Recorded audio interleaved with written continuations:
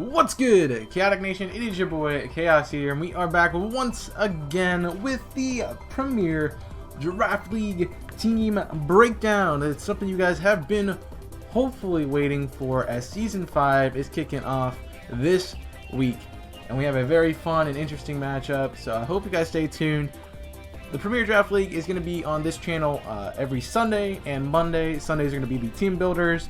Mondays are going to be the matches, so if you want to check those out, 5 p.m. Eastern each day, those are when that series is going to be coming out, so you can catch up on anything PDL related with the Detroit Red Wingulls on those 2 days. So this is the first week, and the battle is going to be taking place over the course of this week. So of course, to begin, I got to do a breakdown of the team we drafted, the team we currently have going into the first week. Again, this is subject to change. You get a trade every week if you choose to use it or whatnot, but ultimately I'm very excited to be back into Draft League. It's something I love. This is my child, one of the first things I did as a creator, so I'm so excited to announce PDL Season 5 coming to you guys. Doubles Draft League tournament. So this is a little bit different for me, a little bit of my backstory. I've always done singles 6v6 Draft League style. Like, the past 4 seasons of PDL has been that way. This is the first season we're going into doubles. The first season we're doing an in-game battle. So it's going to be a little bit interesting, a little bit different for me. So expect a little bit of a learning curve, let's say, when it comes to figuring out how to essentially do all this. I have done a few doubles battles in the tournament, in the game itself already, and tried a few on Showdown to get the hang of things. So I've loved doubles battles. I'm glad that it opened up to doubles battles, but this is going to be an interesting feat in itself. So before I can obviously battle, I had to draft. The draft took place over the course of a few days. Each coach has 24 hours to pick their draft pick. Gives them enough time that they have at least a few minutes in a day to write whatever pick they want and go from there. So this is going to be my team. I did have the first overall draft pick, and this is a snake draft, so I only got a pick at the end of the round and in the first round right after it. So I got the first overall pick into the draft, and then I didn't get the pick until everybody else had 2 mons already. So it was a little bit weird. It's always a weird spot to have. I've had it every season of the league, so it's something I'm used to, but it's definitely a very interesting spot to have in general. So let's get into what we drafted first, and of course I took our first overall pick in the draft and for the team, Tier 1's Rillaboom. I thought Rillaboom was a really cool Pokemon to grab early on. Most of the reason I drafted this thing in general was because I hate fighting against it. Rillaboom is very unpredictable with its sets. It can be a very offensive Pokemon. It can be run defensively. It has access to Grassy Glide in terrain. It has access to setting terrain. It's got a lot of little gimmicks for it that can make it really useful. Knockoff is a nice move to have on it. It's a pretty good mon for supports with Screech and some other techs in the back. So Rillaboom is a pretty nice option to have right out the gate. It can be a supportive mon, it can be an offensive mon, as I've said. It can be run in a little bit of a different format. And I always like picking a mon that can be pretty versatile as my first pick. Something that can be run multiple different ways. So that way my opponent never knows what we're going to be bringing, what we're going to be doing with the team, and how it's going to be going. So very fun and interesting that we have this team here, and Rillaboom's going to be a nice lead for the team. I know I usually like to pick my first Pokemon as my most crucial Pokemon. This was just something I wanted to get off the table so nobody else had the chance to get it. Nobody else has Rillaboom. Nobody drafted the G-Max version of Rillaboom, so I'm the only one who has this Pokemon, which is amazing, and I'm really excited to use Rillaboom. One of my favorites from the new generation, and my favorite starter from the region, so I'm excited to have it on the team. Next up on the clock, again, we had to wait the entirety of the first round, the entirety of the second round, so this is the end of the second round, and we get 2 picks back to back here. So the first one is going to be Passimian. It's something I've always wanted to run in Draft League. Passimian is a really cool and interesting Pokemon, and I decided this season to pick it up in doubles because of its abilities. One, it has Defiant, which is really good for the G-Max Pokemon. Anything that lowers your stat, Passimian automatically gets an attack boost, making it a very powerful option and making a very interesting thing to switch in to Gigantamax Pokemon, something my opponent has to really think about. It also has a really cool ability in Receiver as well that you could run, where you can take your other teammate's ability. So let's say I have something really cool in the back. Let's say, for instance, Levitate. If whatever my Levitating Mon has dies, I can have Levitate on my Passimian at that point in time, which allows me to have a ground immunity. So I can do some different kind of things with Passimian and run it a little bit differently too. This thing is also very fast, very powerful, can be run as a Scarfer, can be run as a banded Pokemon, can be run pretty much in a lot of different ways. It's a good offensive unit. Also has some really nice options for support as well. So I'm really excited to get to use Passimian. I love this thing. It was my favorite Generation 7 Mon. Still is my favorite Generation 7 Mon. I'm so excited to finally get to use Passimian. I felt like it was outclassed by other fighting types, but with its unique abilities, and it's just too good to pass up for this season.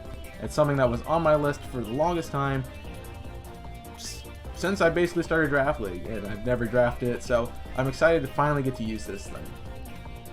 And starting off the third round, I get 2 picks back to back. We are getting Primarina right now, so this pick was a little bit different.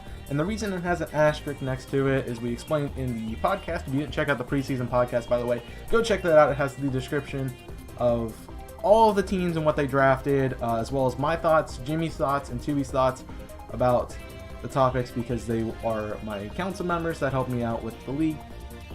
So I have Primarina here. I didn't draft Primarina, I actually drafted Sableye. And the reason I drafted Sableye is because I'd seen Sableye used in other formats. I helped Jimmy out a little bit with his ABL team, and he had Sableye, and one of his fun things he liked to do was Rain Dance Prankster Sableye, which set up the rain for his Dreadnought and allowed it to sweep, which was a really cool strategy and something that I expected to be used on the team that it's currently on now. But I thought Primarina was really nice to grab, mostly because it gave me a water type that I really didn't have at this point in the draft. It gave me a nice, strong offensive fairy type. I have another fairy Pokemon, but it's more of a defensive Pokemon. But this is a good offensive Pokemon. It can be defensive as well. Again, another mixed options. It does really good for my Fire Water Grass core. I'm just missing a fire type right now, so I have a pretty good setup with this thing, and I'm glad I really fought for it to get it. There were a lot of water types I was looking at later in the draft. I didn't really think about grabbing a water type till everything was basically gone. My last kind of hopes were Inteleon was still in the league really late in the draft, so I was looking at Inteleon grabbing it, but it was drafted before I could, so I was really scrapping for a water type. I almost went to a tier 4 Mon because that's all I had available, which was going to be a very interesting thing, but nonetheless, I think this is the best. This was definitely the best option for a water type on my team. I had to trade to get to it. I didn't really want Sableye. I kind of drafted Sableye as a counter draft to a Sun team that's in the back. So I had a way to set up Rain, but I realized that my team is good inside or outside of Rain, and I wasn't going to super market myself on running Rain. So I got rid of Sableye. I don't really see the point in having it. I have a lot of other utility Mons in the back. So I think Primarina was a better option here. It fits the team better, in my opinion, and it was a really good trade for me. It seems like it's a good trade for the person who traded for Sableye too, so we'll see how that works out. I don't think it's going to be a fun fight, but team looks good on paper. That's what we'll say. But regardless, Primarina has Liquid Voice, which is a really good ability. Allows boost sound moves. It's got some pretty cool moves as well as Sparkling Aria, so if I had Water Absorb, that'd be really cool. I don't know if I have a Water Absorb Mon, I don't think I do, but we'll cover that when we get later on in the draft.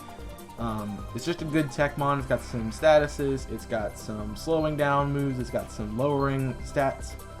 It's just, the starter Pokemon are just really good and balanced overall, and Primarina fits that mold, so having 2 good starter Pokemon on the team, gonna be a good asset to my team moving forward. Again, I had to wait a whole other 2 rounds, and then we get Lantern. So Lantern was something that was very interesting for me recently. I've already talked about it in my favorite water type video, so you want to go check that out. Lantern did make a cameo on that. Lantern also was used in my Sword Best team, but Lantern was something that I've used on my VGC team when I was building it. So I really liked how I used Lantern. It was a really niche use. As you can see, it's tier 4, so it's kind of low on the tiering rung. But I think Lantern is a really nice capability. It's a good water electric type. There is my Water Absorb, by the way. So I can pair it with Primarina and use that as a way to just steamroll things. But I do have a really cool strategy with Lantern that I'm not going to disclose in this video because I don't want somebody to figure it out. But Lantern is going to be a fun use. That's kind of the weird thing about these team builder videos in general. You don't want to really spill all the beans, but you gotta talk to the community about what you got and what you're running. So I think Lantern's a really cool option. Water and electric's such a good typing. Really only weak to grass and ground, but we pressure the ground types with water moves and we pressure the grass types with ice moves. So Lantern is a really good mon. It can be very tanky. It can be pretty offensive too. It fits in the niche of a nice offensive yet defensive Pokemon. So Lantern's going to be interesting to use. I'm really excited to use it. I've never used one of these before besides the playthrough in Sword. So we'll see what happens with Lantern. I think it's going to be a good member of the team. A very niche pick that's going to do a lot of work and a really good tier 4 mon. Right after that, we picked up Crocodile. I really wanted a nice ground type. Excadrill was already taken at this point in time. I wanted Excadrill so bad. It fit the team so nicely. But I had to test the best ground dark type out there, which is Crocodile. It also fits really well for the team in general. It has some pretty cool abilities. Moxie boosting attack stats after every turn that it knocks something out. You have also a pretty good Intimidate set that can be run against physical teams to shut them down. So Crocodile's got some really nice options, as well as obviously utility and knockoff. Pretty good coverage moves across the board with ground, dark, fighting. A lot of different coverage moves for Crocodile, so it'll be a lot of fun to use. And I'm really excited for it. I love this thing, so it's going to be pretty nice. It's got pretty good speed tier, it's got pretty good attack stats, so it's going to be a pretty fast mon on my team that's going to cause a lot of ruckus for those slower teams.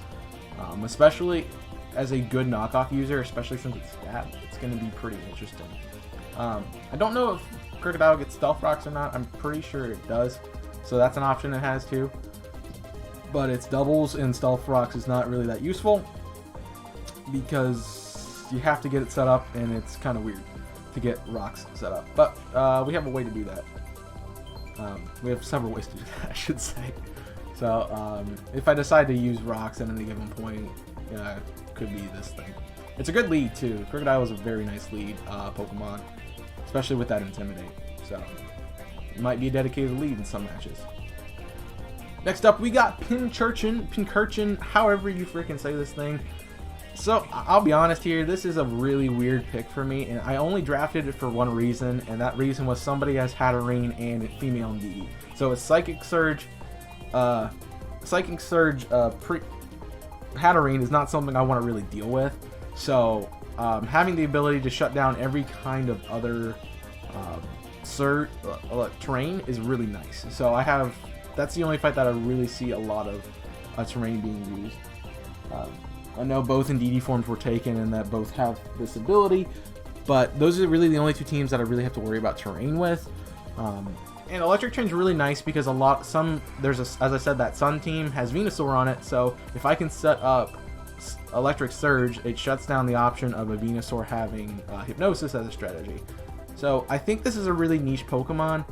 It has the ability to be really annoying with Toxic. It can use Memento to shut things down before it switches out. It can set up spikes. It can set up entry hazards. It gets automatic paralysis. Like, it can do a lot of fun things. It's a really cool Pokemon, a really nice grab at tier 3 for me.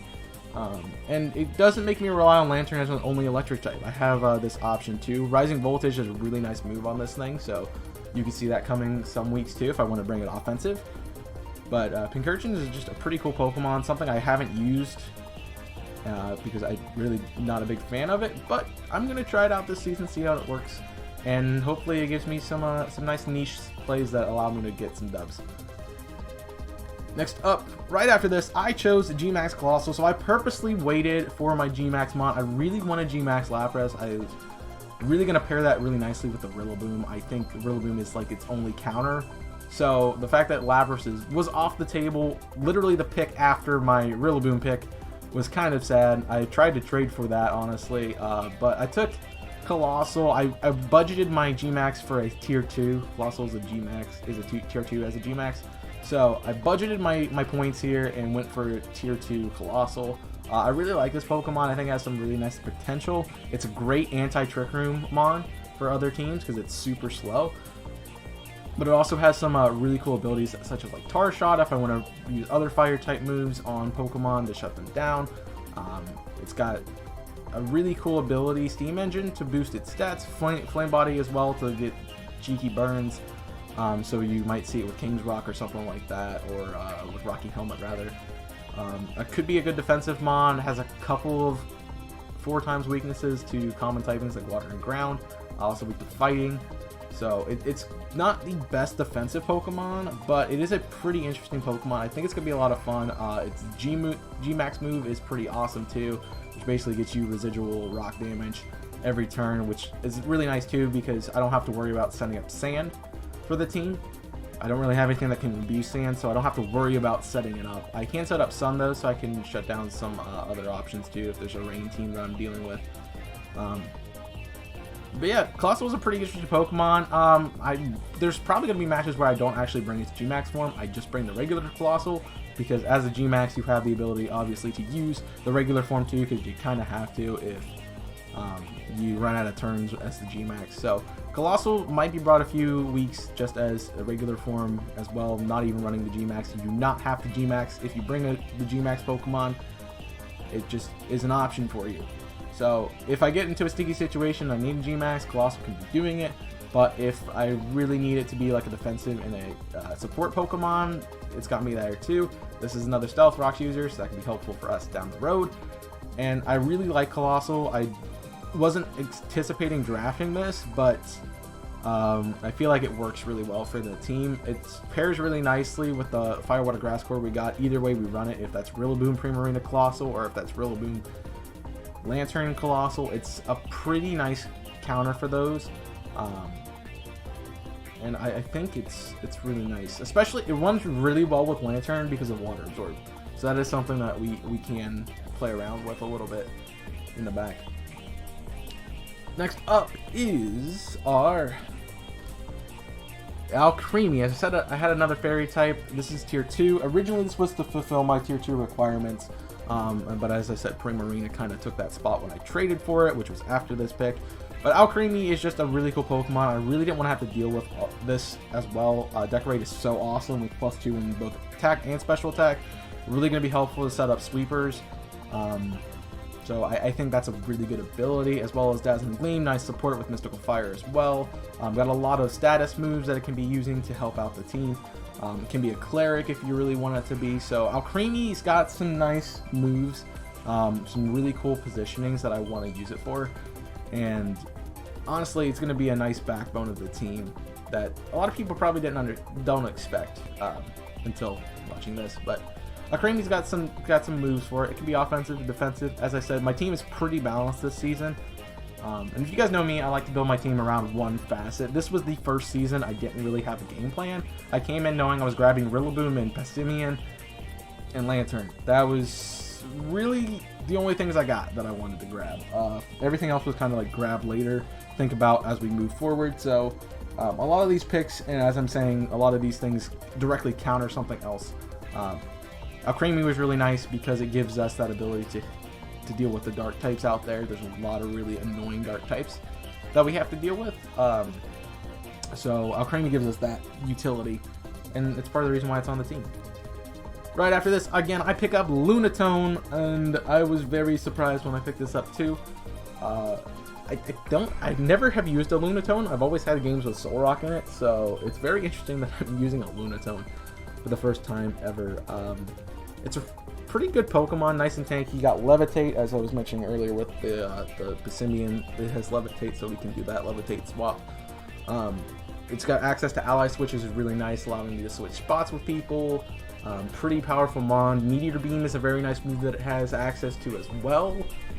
Pretty good coverage. Another Stealth Rocks user that we can possibly use to chip down teams if we need it. A pretty reliable Pokemon for the most part. It's got a weird typing that kind of doesn't fit in the metagame that much. It's probably why it's so low tiered. but it's a cool support mon nonetheless. It can be offensive too, which is pretty interesting. It doesn't have a bad speed tier. It fits like right mid tier, so it's gonna be interesting to see how we run Lunatone this season. I'm really excited to use this Pokemon. I think it looks cool, and I'm excited to finally get to try out some different things too. That's kind of what the plan of this season was: try out some different mons. I don't think I used anything that I've had in the previous season, so a lot of fun. Next up is Dragalge. And this was a really interesting grab. I was trying to do this is right after I think I did the Primarina switch. But I was trying to get a Firewater, I have a Firewater Grass Core already. I'm trying to get a Fairy Dragon Steel Core here with the picks. So I have 2 Fairy types already, but I thought a nice Dragon type would be Dragalge. It's a pretty versatile Pokemon. Adaptability is such a nice ability to have. It has coverage for the fairy types with its poison stab. It's a pretty powerful Pokemon that gets some nice water moves as well, so rain teams beware. It's just got great coverage. It's a dragon type too, so that gives us a nice defensive core. Really not, and poison doesn't really give it too many weaknesses, just psychic and ground. So it's pretty resistant to most of the metagame and be a nice defensive utility mon, but also a pretty good sweeper as well. Also some access to some cheeky little plays that it's going to be using down the road in the season, so look forward to Dragalge on the team. Right after this, as I said, Fairy Dragon Steel Core. I picked up my Steel type, which is Durant. Trading away the Sableye, I really needed a nice tier 1 Pokemon. I was very surprised that nobody picked Durant. This thing was a very good mon in VGC early in the season, although that was primarily due to it being Dynamaxed and used that way, but I'm using one without it, and we'll see. Hustle's a pretty cool ability, just lowers accuracy, so that might be something that's interesting. Or we could use the weird tech of Swarm, where we're at low health and just body things. So, very cool mon, got a nice bit of coverages, has the ability to flinch with Iron Head, a nice bug type, which is really niche. I said there's a lot of dark types out there that I really wanted to deal with, and so this is going to be another backup to that. Valcremie and Primarina can't cook it up. So, I guess Quad Week to Fire, maybe not the best versus a Sun team, maybe not the best versus Fire types. Gonna require me to play it very nicely. But it is a very powerful Pokemon, a great attack stat, and can be a very nice sweeper if I need it to be. So, I'm really excited to use it. And then, last but not least, our final pick of the draft. I had no idea what to grab here, but I realized I didn't have an ice type, so I grabbed ourselves a Glaceon. Glaceon is something I've never used. I primarily don't like. Glaceon's one of my least favorite evolutions, but I needed a good ice type. It was between this and Glalie, and I just thought Glaceon had the better stats. Very nice and very helpful with Freeze Dry as well to be a nice menace. Good abilities too. Blizzard Spam is an awesome thing, and as the evolution, it has a good support set, so I can make this a cleric if I need to, have Heal Bell, and just run some Wish and some shenanigans. So Glaceon is a very, very niche pick in the tier 4, but it's something that's going to make the team pretty interesting down the road. And I don't know how I'm going to use it entirely yet, so I can't even tell you what I'm planning for this thing. But I think it's got some good options, and it could be a fun little niche on the backside of the team to win me some games. And that is the Detroit Red Wingulls for Season 5. I hope you guys have enjoyed this video and the team breakdown. Our first week is against Humans Tortuga and the Herkimer Dreadnoughts. It's going to be a fun battle. I think honestly has the potential to be a championship matchup week 1. We have a lot of really good matchups this first week, so stay tuned, and hopefully you guys will support me throughout the season. We'll see what happens. I'm excited to break down the team next week, so tune in again next Sunday for the team builder for week 1. We got a pretty fun team running one of the strategies that I had planned with this team early on in the draft once I got my pieces, so check that out. And of course, the other content's still going up on the channel, so if you want to watch Let's Plays Tuesday, Thursday, Saturdays are the other stuff, and then this is going to take up the Sunday, Monday slot. So hope you guys have enjoyed this episode. Hope you guys have enjoyed the Draft League in the past, and I hope you are excited to support your 4-time champion, Detroit Red Wingulls, as we seek to get our 5th back-to-back championship title. I'll see you guys next week.